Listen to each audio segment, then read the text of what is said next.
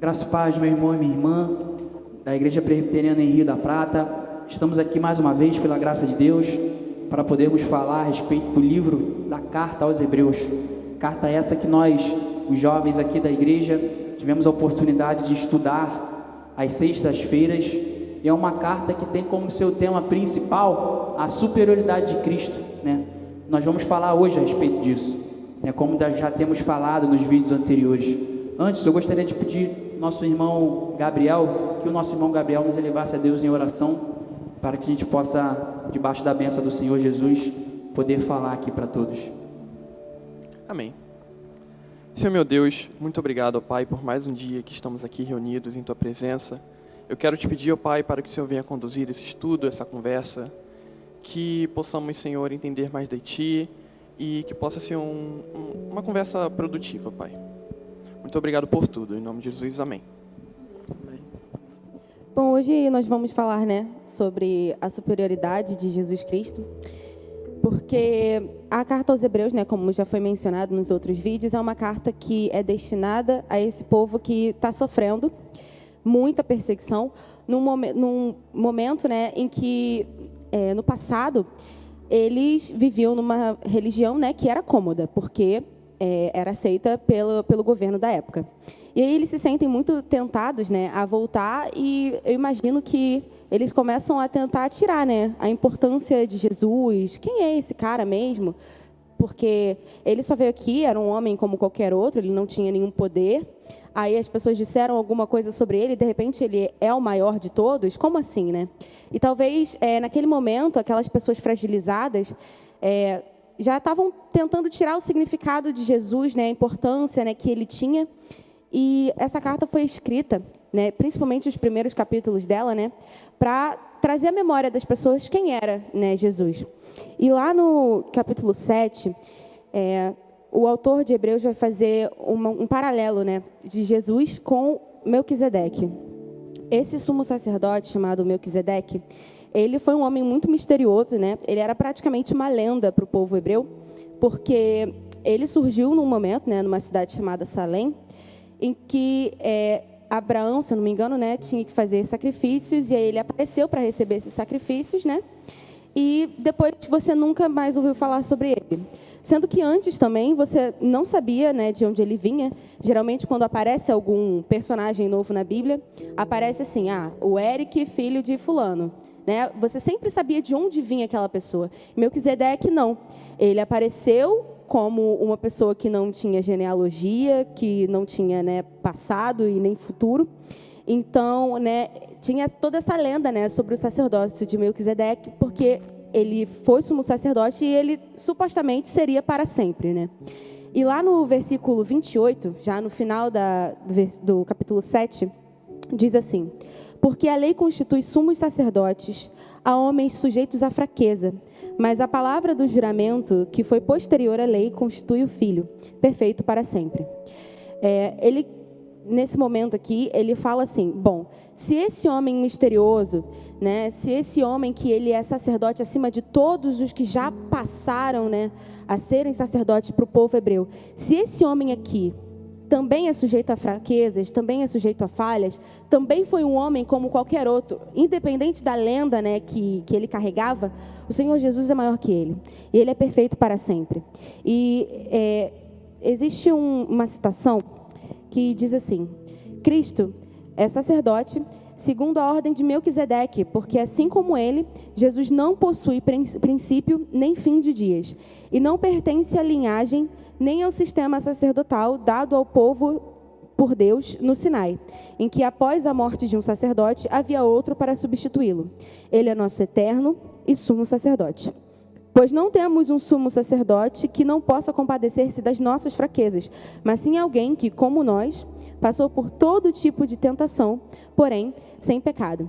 Eu queria que a gente falasse hoje sobre isso, sobre como o Senhor Jesus, ele estava tão longe, Ele é o sumo sacerdote, ele está acima de todos, está acima dos anjos, acima, né, de todas as figuras de autoridade que foram instituídas por Deus, né, durante toda a história do povo hebreu, e sobre como também ele está muito perto, porque ele veio, ele se fez carne, ele fez tudo, né, o que a gente deveria fazer, ele viveu a nossa vida, né, como exemplo, e ainda morreu no nosso lugar. Eu queria que a gente conversasse, né, sobre isso, sobre como ele é tão grande e como ele também se coloca tão pequeno, né? Como ele está em tudo, né, e também nos mínimos detalhes. Na verdade, esse assunto ele é muito interessante, porque a carta aos Hebreus ela nos dá esse panorama, né, da superioridade de Cristo, né, a ponto da gente falar, poxa, até onde vai? Até onde vai a superioridade de Cristo, não é verdade? Porque os hebreus da época, né, aqueles que estavam envoltos dessa circunstância, eles também tinham esse questionamento, né? Porque eles seguiam as ordenâncias da lei, né? Da lei dada por Deus, né? Da lei enviada a Moisés pelos anjos. E o que acontece? Quando eles se deparam com essa pessoa de Jesus, ainda mais naquele cenário de perseguição, eles precisavam ter esse encontro da soberania de Jesus Cristo, né? E Jesus Cristo, ele era coigual com o Pai, ele era coeterno e ele era consubstancial, né? Esse era o limite da sua soberania, ou seja, não tinha limite, porque ele era igual a Deus. Ele foi gerado desde sempre. Ele sempre esteve de forma igualitária com Deus. Então, por conta desses fatos, que ele é Jesus Cristo e está acima sobre todas as coisas, porque o limite dele, sim, dito entre aspas, é claro, é não ter limite. Não é verdade? Ele é aquele que está com você a todo momento, porque ele é coigual com o Pai, ou seja, ele é onipotente, ele é onisciente. Ele está comigo, ele está contigo, ele está conosco a todos os momentos de nossas vidas. A substância dele é a mesma substância de Deus, como nós falamos aqui no primeiro vídeo, né? Ele é a expressão exata do ser de Deus. Não é verdade, Eric? É verdade. É importante a gente, para tratar do assunto que a Vitória está trazendo hoje, a gente recorrer à carta de Paulo aos Filipenses, no capítulo 2, dos versículos 5 em diante, que diz assim: tenham entre vocês o mesmo modo de pensar de Cristo Jesus, que mesmo existindo na forma de Deus, não considerou o ser igual a Deus algo que deveria ser retido a qualquer custo. Pelo contrário, ele se esvaziou, assumindo a forma de servo, tornando-se semelhante aos seres humanos e reconhecido em figura humana. Ele se humilhou, tornando-se obediente até a morte e morte de cruz. Por isso, também Deus o exaltou sobremaneira e lhe deu o nome que está acima de todo nome, para que ao nome de Jesus se dobre todo o joelho nos céus, na terra e debaixo da terra. Então, ele, como Lucas falou, ele é da mesma essência do Pai, né? Ele é igual ao Pai, mas ele não se apegou à sua glória, mas ele, por amor, abriu mão da sua glória e se tornou servo, né? Assumiu a figura humana e, sendo homem, passou por cada um dos nossos desafios, passou por cada uma das nossas limitações, contudo sem pecado, né? E é interessante a gente falar sobre isso, porque Jesus santo, né, sem pecado, o Cordeiro que é puro, e por isso foi o sacrifício suficiente para pagar o preço do nosso pecado, não só nosso, mas de todas as eras, de todas as épocas, de todos que já se foram, que estão agora e ainda daqueles que ainda virão a existir, né? Ele é o sacrifício perfeito De toda a humanidade. de toda a humanidade. Ele nos chama também a ser santo, né? Ele que se humilhou, assumiu a figura humana, mas santo, separado, né? Sem pecado, ele também nos convoca, nos chama a viver essa vida de santidade, né? A gente pode tratar um pouco a respeito disso no dia de hoje. Como viver essa vida de santidade? Isso também provavelmente era um desafio dos hebreus, né? Como viver essa vida sem pecado, uma vida de fidelidade a Deus, mediante os desafios que ali eram desafios tão duros. Mas o autor da carta aos hebreus, eles, como se tivesse um tempo assim: primeiro, tenham fé em Jesus Cristo, porque Ele é a revelação de Deus. Segundo, desenvolvam a sua fé. Terceiro, permaneçam na fé. O autor de Hebreus, ele vai conduzindo os seus ouvintes, os destinatários da carta, a essa completude de vida. Primeiro, vocês precisam ter fé em Jesus Cristo. Segundo, a tua fé precisa ser desenvolvida. E terceiro, você precisa permanecer nessa fé até o fim, porque ela Jesus é o caminho, é a verdade, a vida. Ele não vai falar isso aqui, né, com essas palavras, mas é justamente isso que a carta pode trazer para nós como uma mensagem, né? Você não tem que tomar um outro caminho porque está passando por um desafio. Não deixa de seguir, né, a palavra que foi revelada. Segue aí, desenvolva a tua fé e permaneça. Eu acho que, seguindo nesse ponto, é interessante a gente focar um pouco aqui. No capítulo 8, no primeiro versículo, o autor diz assim: a coisa mais importante de tudo que estamos dizendo tem a ver com o sacerdote que nós temos, e ele é o grande sacerdote que está sentado no céu, do lado direito do trono de Deus, o Todo-Poderoso. A gente vê que o próprio autor, ele já diz que a coisa mais importante de tudo que ele disse, e ele disse muitas coisas em Hebreus, se você resumir tudo está resumido em Jesus. Ele é superior a tudo. E eu acho que é interessante a gente pensar que toda a história da Bíblia, ela é baseada nisso. Na época do Velho Testamento, eles viviam na promessa de que Jesus viria. E nos dias atuais a gente vive na certeza que ele já veio. Eu acho muito legal a gente pensar nisso. E que virá também, né?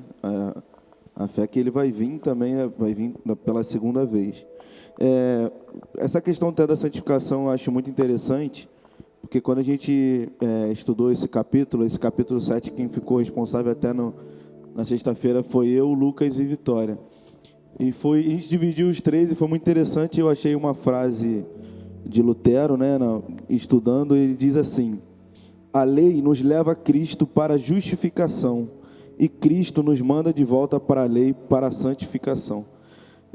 E eu fiquei muito maravilhado quando eu li essa frase, porque é uma verdade, né? A gente muitas das vezes coloca, como os fariseus da época colocavam, um peso gigantesco sobre a lei, como se a lei salvasse alguém, né? E ela não salva. Ela, como a gente tinha até falado no outro vídeo, ela é só um espelho para que a gente possa ver de quão ruim a gente é. Mas ela tem uma importância, porque a gente volta para ela, Cristo nos manda de volta para ela, para essa santificação, de uma forma de gratidão, de agradecimento por tudo que Ele fez por nós. Então, muitas das vezes muitas leis que eram daquela época caíram, não valem mais hoje, né?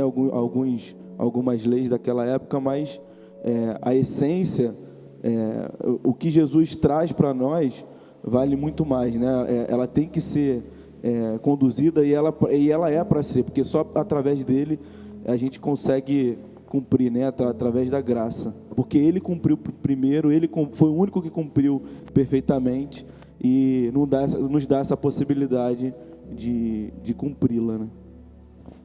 É interessante isso que você falou, porque eu estava pensando, né, justamente nisso, que assim, durante a vida a gente procura muitos exemplos, né, nas pessoas.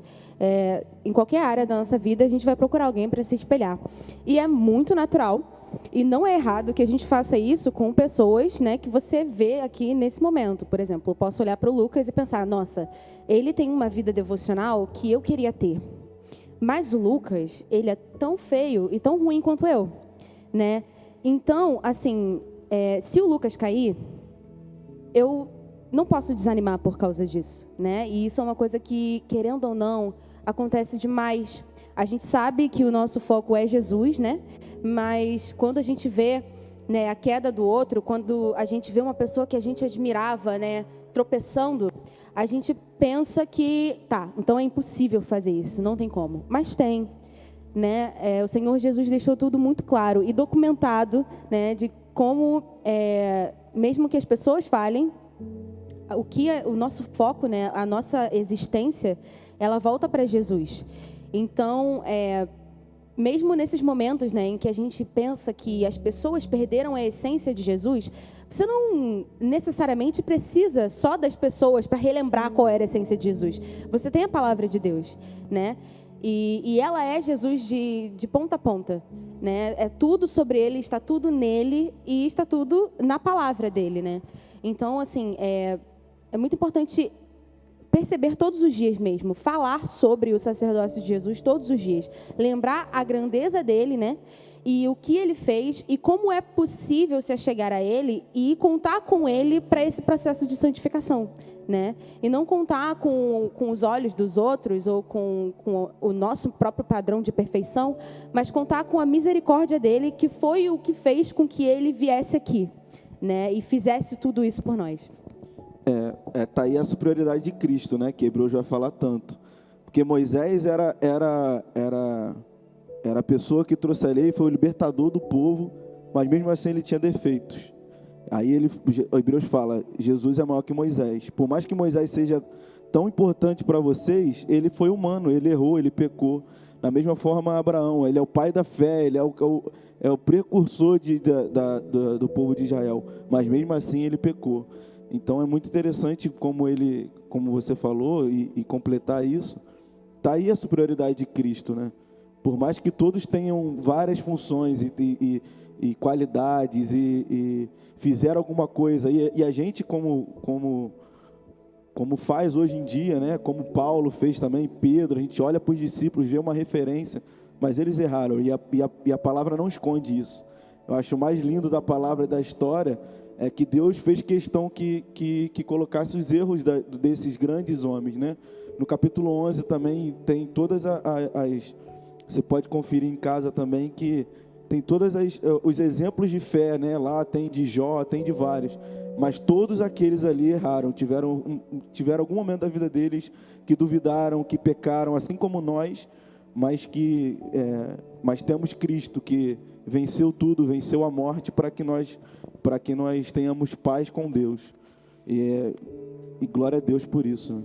E isso é incrível, né? Porque você consegue analisar toda essa base bíblica, né? Falando diretamente isso para nós, nos dias de hoje, e para os hebreus da época, né? Que a salvação e a perseverança nós encontraremos em Cristo, porque Ele é aquele que é superior, Ele é aquele que não retrocede, Ele é aquele que Ele é aquele que permanece, Ele é aquele que está conosco, né? A tipologia textual, não digo não a teologia, mas a tipologia dos significados, dos nomes, né? Como você falou, diz que o nome de Moisés é aquele que foi o libertador do povo, né? Aí o que acontece? Moisés cai em determinado momento e não consegue levar o povo até a terra prometida, né? E esse ministério é passado para outro, né? É passado para Josué, né? E Josué tem um significado ligado a Cristo, né? Que é aquele que te leva para a terra prometida, é aquele que te leva para o local que ele disse que iria te levar. E o que isso nos fala nos dias de hoje? Cristo é aquele que vai nos levar para a terra prometida. Cristo é aquele que vai me levar e te levar para os céus para reinar com Ele. Não é verdade? O que faz a gente permanecer, respondendo a pergunta do Eric, é estar em Cristo, né? Inclusive aqui no capítulo 10, versículo 11, diz, né, que nós não somos daqueles que retrocedem para a perdição, mas somos da fé para a preservação da alma. E por sermos da fé, o que é a fé? Como o pastor Elias costuma dizer, né? A fé é um dom de Deus, não é verdade? É dom, é dele. E ele dá para quem ele quer. Ele deu para mim e deu para você. Então nós já temos aquilo que é necessário para a gente perseverar, né? Que é estar com Cristo através dessa fé. quer perceber que Jesus Cristo é aquele que vai fazer com que a gente se achegue mais ao caminho que Ele quer, ande no caminho que Ele quer, né? Se aproxime mais dEle, faça a sua vontade e siga perseverando. Irmãos, nós estamos encerrando o estudo de hoje, mas uma coisa que nós falamos nas sextas-feiras, eu vez ou outra falava, era que o nosso encontro ali na sexta-feira era um encontro que eu saía renovado, né? Eu saía revigorado ali por cada um que ia ministrando os estudos, e nós saímos ali renovados, alegres pela palavra de Deus. E a nossa esperança é que você aí seja renovado por aquilo que está sendo ministrado aqui, que o teu coração se encha de gratidão por tudo aquilo que Jesus fez pelas nossas vidas, e que os nossos corações sejam levados por gratidão, como o Douglas falou, a viver uma vida que agrada a Deus, de louvor, de adoração.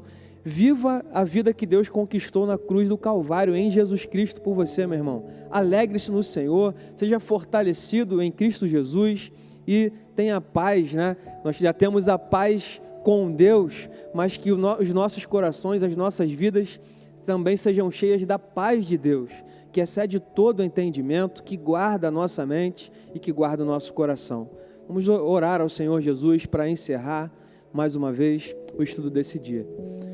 Pai de amor, em nome de Jesus, nós queremos te agradecer, te bendizer e te louvar, porque tu és maravilhoso, tu és o nosso Deus, e nós te agradecemos por tão grande salvação, te agradecemos porque o Senhor continua agindo e operando nas nossas vidas ainda hoje, e pela fé temos a certeza que o Senhor vai nos sustentar até o fim e nos levará para a glória celestial contigo, para vivermos na eternidade, louvando e bendizendo o teu santo nome. Em nome de Jesus nós te adoramos e te agradecemos. Amém.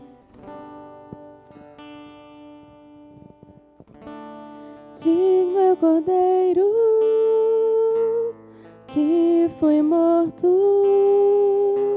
santo, santo Ele é. Um novo cântico ao que se assenta sobre o trono dos céus.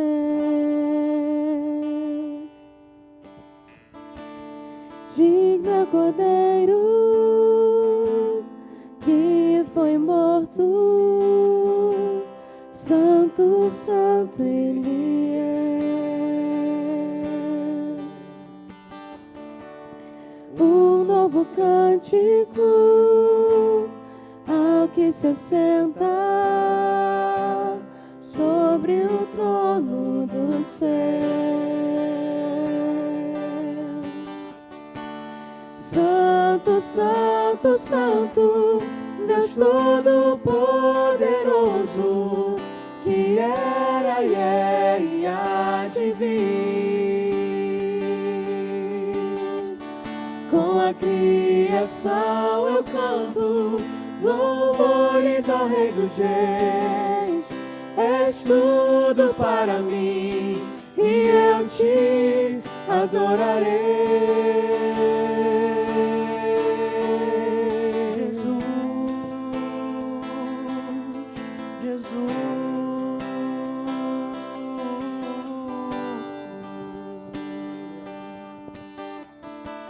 Está vestido do arco-íris, sons de trovão, luzes, relâmpagos, louvores, honra e glória, força e poder para sempre, ao único Rei eternamente. Santo, santo, santo, Deus Todo-Poderoso, que era e é e há de vir.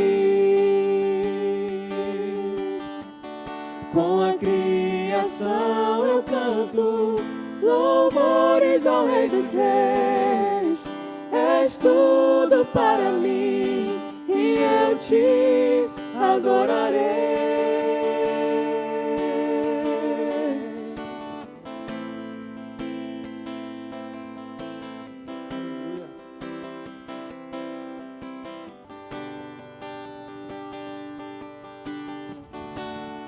maravilhado, extasiado, eu fico a ouvir teu nome. Maravilhado,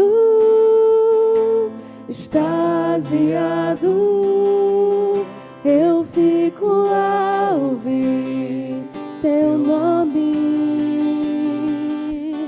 Jesus, teu nome é força, é fôlego de vida, misteriosa água viva.